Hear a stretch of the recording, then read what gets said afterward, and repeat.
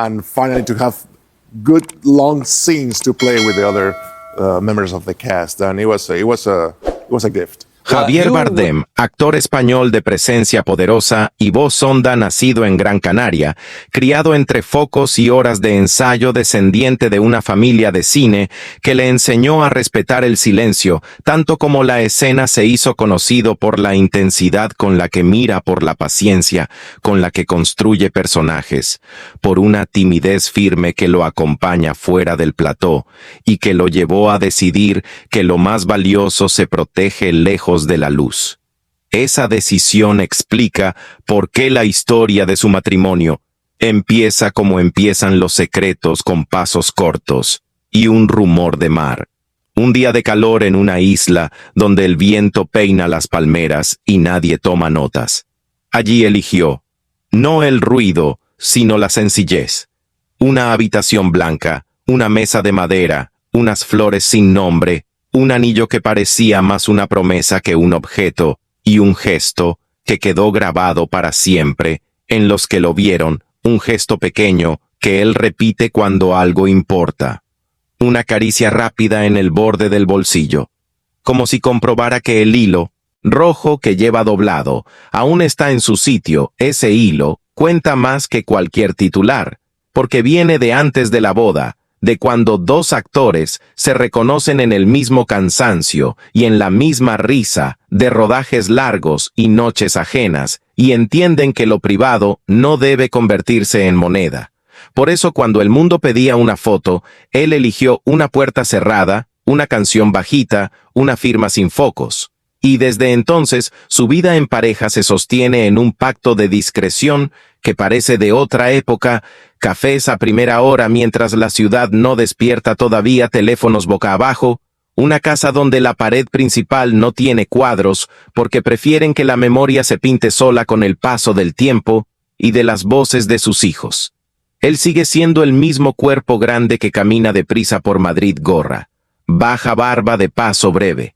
Un hombre que sabe que el amor no necesita testigos y que aún así conserva en el pecho un latido nervioso que se enciende ante ciertas fechas y ciertos olores, como el del lino húmedo y el de la sal, y cada aniversario esa chispa se vuelve un relámpago manso, que lo devuelve por un instante a la primera noche en la isla, a la brisa que movía el mantel, y a la frase que susurró casi sin aire, y que no vamos a repetir ahora.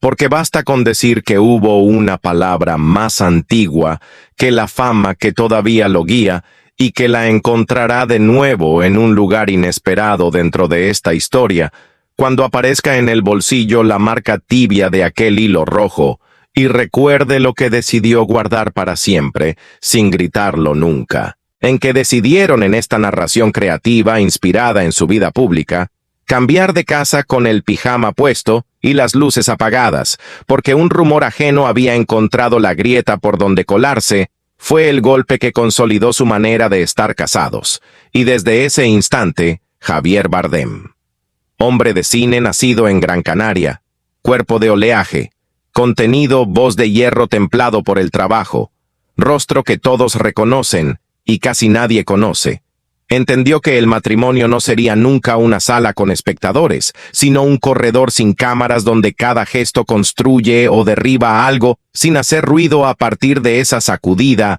eligieron una liturgia que nadie ve y que aquí se cuenta en tono íntimo y ficticio, para no traicionar lo esencial. Primero, la regla del apagón. Una norma sin discursos que dice que al cruzar el umbral de la casa se apagan. No las luces de los techos, sino las luces del mundo. Lo que apaga titulares y opiniones ajenas. Lo que permite que el actor se deshaga del metal de los personajes, como quien se quita una armadura pesada, y deja colgado en la percha el eco de voces que no son suyas. Segundo, la caja muda, un cofre de madera clara, con un forro de tela áspera, donde se guardan los papeles que podrían herir. Y también los que podrían sobornar la memoria, recortes, cartas impresas, notas de rodaje con márgenes escritos a mano, invitaciones que nunca se usarán, fotografías que podrían alterar el pulso de lo doméstico, Esa caja se abre solo 2 veces al año y siempre con las manos frías. El contenido se revisa sin hablar y al final lo que no sostiene se rompe para que no quede una astilla con la que cortarse más adelante. Tercero, el pacto de la escalera cuando la tensión llega. Como un perro sin dueño, nadie sube ni baja corriendo. Ambos se quedan en el rellano siempre a la misma altura y se sostienen por el codo hasta que el corazón baja una marcha y el pasillo deja de latir como un teatro a punto de estrenar cuarto. El método del deshielo, una práctica que Javier aprendió para perder. Las adherencias invisibles que deja la ficción, una ducha tibia a oscuras, un vaso de agua con limón, una caminata en calcetines hasta la ventana abierta y 5 respiraciones lentas mirando un árbol cualquiera. Ese protocolo trivial y valiente evita que el personaje se pele con el esposo y que el set invada la mesa del desayuno. Quinto, el archivo del ánimo, cuadernos sin líneas escritos a lápiz, donde no se cuentan hazañas, sino pequeñas verdades que la vida se empeña en tumbar. Javier escribe frases cortas. Yo hoy no supe soltar. Yo hoy llegué bien. Yo hoy temí que el ruido nos volviera de cartón. Y ella añade verbos necesarios: sostener, cuidar, reparar, mirar frases que no buscan literatura sino sincronía. Ahora se entiende por qué a veces desaparecen del ruido y vuelven al mundo como si salieran de un bosque mojado. No es desdén, es técnica de supervivencia. Un matrimonio sometido a la intemperie de la fama aprende pronto que el descanso no es ocio, es infraestructura. Por eso en esta historia la casa se parece a un barco. Hay mapas clavados en la pared para recordar los puertos a los que no conviene volver hoteles, donde una puerta mal cerrada puede arruinar una semana set, donde la adrenalina exige un peaje que la familia no está dispuesta a pagar. Y al lado de esos mapas hay espacios en blanco para que el azar tenga derecho a repartir algo de luz. También hay estaciones interiores, un invierno pequeño que aparece cuando terminan los rodajes largos, y él trae a cuestas un cansancio que no reconoce, y necesita quedarse unos días sin hablar más de la cuenta, sin ordenar lo que acaba de vivir. Y una primavera mínima que llega cuando ella regresa de un trabajo que le encendió el pecho, y entonces es él quien aprende a hacerse a un lado, sin volverse sombra el matrimonio, como un intercambio de turnos, una faena de puerto en la que se aprenden oficios silenciosos, lo que nadie cuenta pero pesa. Se llama diferencia entre la escena y la sala de estar, y es ahí donde el actor grande aprende la humildad, que la cámara no premia entrar sin la música de la épica cocinar despacio. Aunque el cuerpo pida avanzar como un torrente, sentarse sin ocupar todo el aire del cuarto. Reservar palabras para cuando pronunciar una más sea lo mismo que romper un vaso, y en esa escuela de lo pequeño, aparece una manía que lo salva, la de enumerar detalles para poner nombre a la paz. El olor a café temprano en una taza con una mella que conocen los dedos. El tacto de un mantel de algodón lavado. 1000 veces. Los pasos que hacen los hijos cuando buscan agua a mitad de la noche. La forma en que una lámpara de pie recorta la sombra de quien se queda leyendo mientras el otro se duerme. También hay rarezas que sostienen una pared que parecería frágil si se mirara con prisa. Por ejemplo, la decisión de no celebrar aniversarios con reservas lujosas, sino con repeticiones intencionadas de gestos antiguos. Un paseo por la misma calle de baldosas rotas, donde se dijo una frase fundacional: comer en el mismo bar sin elegir el plato especial, sino la sopa que no cambia con las estaciones, mirar la ciudad desde el mismo puente a la misma hora para comprobar que el agua sigue llevando las prisas de los demás, y que ellos mantienen el ritmo secreto que se prometieron. Hay además un acuerdo que suena improbable, y sin embargo, aquí existe por fidelidad a lo íntimo, 2 teléfonos guardados en el cajón de la cocina desde las 8 de la tarde, y hasta que una campanilla de mesa marca la vuelta al mundo. El ritual no es ascetismo, es una muralla templada que impide que lo urgente ajeno coma a lo importante propio. Otra zona callada es la del precio de ciertas renuncias. La prensa cuenta los síes y no entiende los noes, pero el matrimonio de un hombre expuesto también se escribe con puertas que no se cruzan. Una oferta que implicaba arrastrar a la familia a un invierno lejano. Se quedó en el correo con una despedida educada, una campaña de brillo, la apartaron a tiempo, porque pedía una deuda con la intimidad que no estaban dispuestos a firmar, y un rodaje que prometía oro, se rechazó cuando se entendió que la violencia emocional del papel se filtraría por debajo de la puerta, sin pedir permiso. No hay heroísmo. Aquí solo, ajuste fino de prioridades. Otra grieta que eligen sellar tiene la forma de un malentendido que muchos matrimonios elevan a bandera, el de creer que compartirlo todo equivale a amarse más. Ellos aprendieron lo contrario. Compartir lo preciso puede ser la forma más honda de cuidado, porque deja espacio para que el otro respire sin dar explicaciones. Y esa confianza solo se sostiene si nadie la usa para esconder, sino para ofrecer sin pedir recibo. Por eso cuando la ciudad inventó una historia, contra la que no se puede argumentar sin quedarse sin voz. Dejaron que el viento hiciera su trabajo, y se refugiaron en una mesa de madera con restos de pintura infantil. Un domingo de lluvia. La memoria de ese día sirve para negociar cada batalla futura. La lluvia afilando el borde de las ventanas, el sonido del hervor en la olla. Un mantel con manchas antiguas que no se quitan, pero ya no hieren, y en el centro de la mesa, una vela no para adornar, sino para medir el tiempo sin relojes. En el reverso de esa fortaleza hay pérdidas que no se exhiben, y que sin embargo construyen. Nadie ve los anuncios tachados a lápiz en una libreta. Nadie escucha las conversaciones que terminan a tiempo, antes de volverse armas.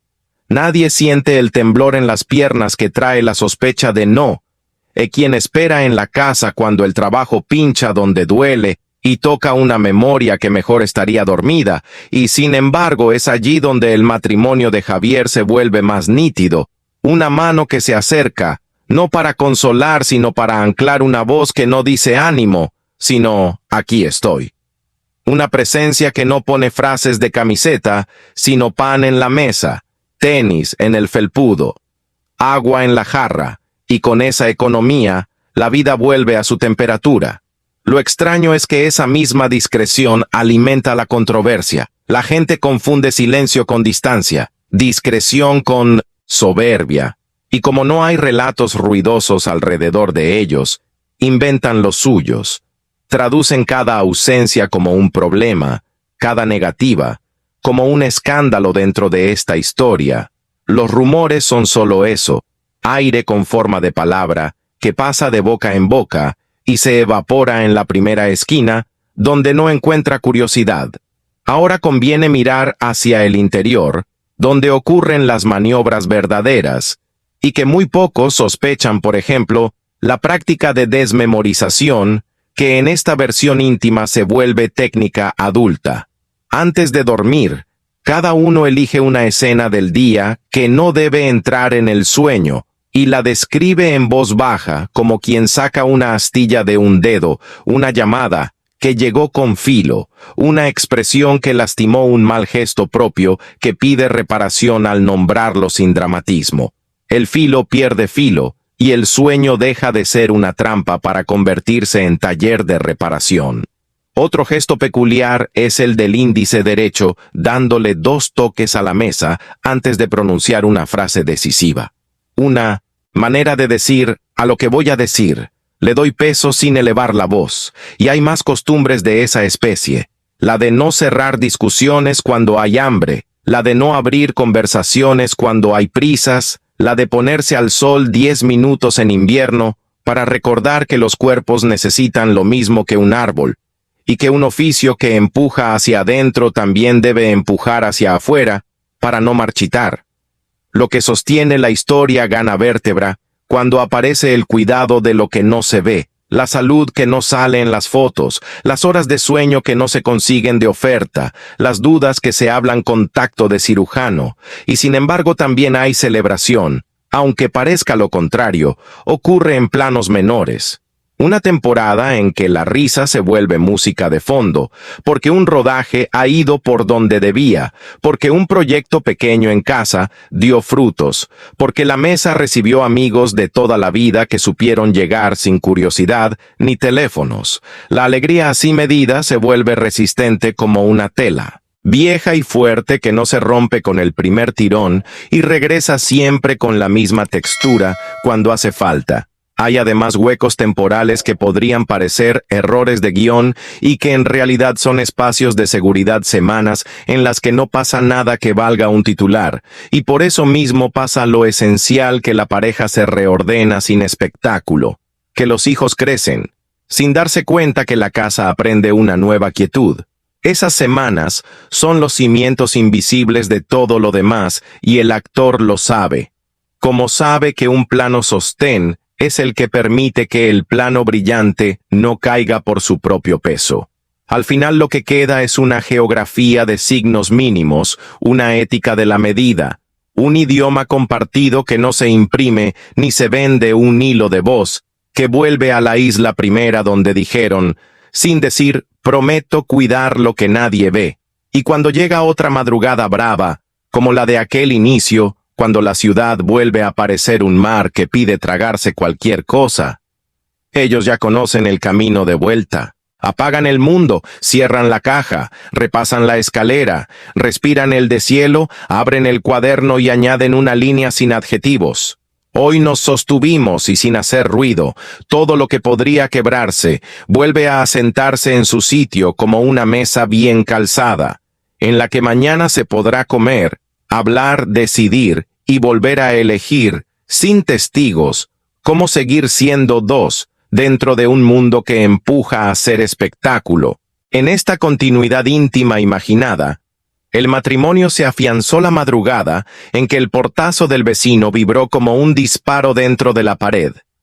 Y él recorrió la casa descalzo, tocando con la yema de los dedos los marcos de las puertas, como si comprobara una frontera de aire, y ella encendió solo la luz del horno, para que el resplandor naranja marcara un refugio, y ese gesto mínimo enseñó una verdad nueva.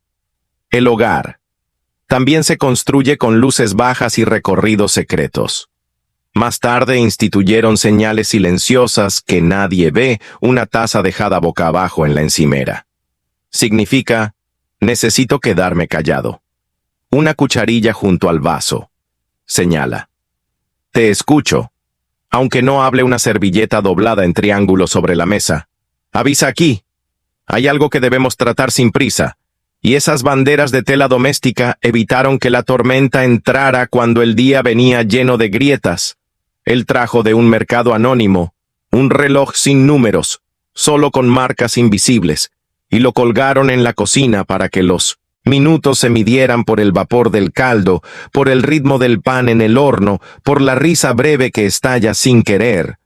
Los domingos esa cocina se volvió laboratorio de paz, mientras las noticias se quedaban detrás de la puerta cerrada. Con llave inventaron además un código con las ventanas. Si la persiana del salón queda a la mitad al caer la tarde, significa que esa noche habrá una película antigua que no provoque aristas. Si la persiana del dormitorio sube del todo, indica que alguien ha recuperado fuerza y necesita ver el cielo sin obstáculos. Y cuando las dos quedan entreabiertas, es que la casa pide tregua sin explicaciones. Otra rareza que arraigó con el tiempo fue la biblioteca compartida, no ordenada por autores ni por géneros, sino por estaciones emocionales. Hay un estante de libros para inviernos largos que se lee con manta en las rodillas, y otro para veranos cortos que se lleva en la bolsa de la compra. Por si acaso bajo esa cartografía de papel, se guardan notas sueltas con caligrafías, distintos pedazos de diálogo sin escena que luego se colocan donde curan una frase de gratitud, metida entre las páginas de una novela, para aparecer cuando la tarde pese un apunte de reparación escondido en un poemario, para ser hallado el día justo en que la paciencia ande corta. Al final de este relato, su matrimonio no cierra con fanfarrias, sino con la respiración calma de dos que apagan el mundo, antes de encender la casa, vuelven a la mesa de madera, repasan sin palabras el pacto que los sostiene, guardan la caja y el hilo rojo, y dejan que el día se quede fuera, como la arena que se sacude en la entrada. Mañana volverán a elegir lo mismo sin testigos, y esa repetición exacta es su manera de decir para siempre.